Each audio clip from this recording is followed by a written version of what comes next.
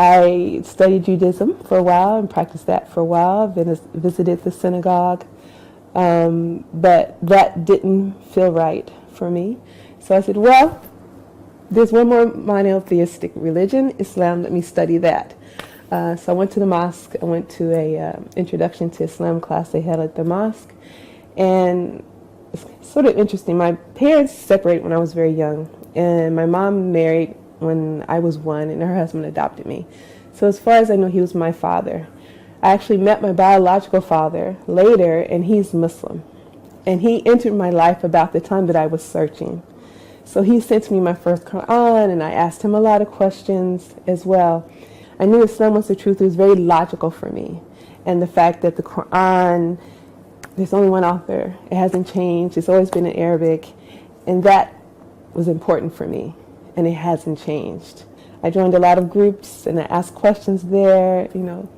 I have a reputation for thinking too much, and my dad actually told me that. He's like, "You're overthinking this. Do you believe it or you don't?" But I always had more questions. The biggest concern was my family.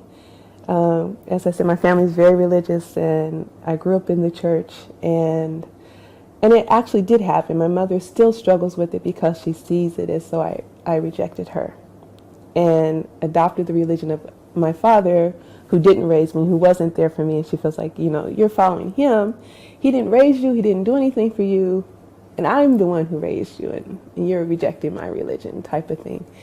Because I was very religious, so most of my friends were as well. So for me to not accept Jesus as God or the Son of God, that was not something that they were willing to entertain someone like that as a friend. So I lost all my friends pretty much. Well, I have a whole new batch of friends, of course. A better relationship with an understanding of who God really is because of Islam. Because, with Christianity, and I don't like to put down another religion, but with Christianity, you have this whole thing. We have to make all these analogies. It's a group of grapes, and one grape is this, or it's water and ice and snow, and they're all forms of water, and an egg and a shell and a yolk, and, all these things. And you don't have to do that with Islam for Allah.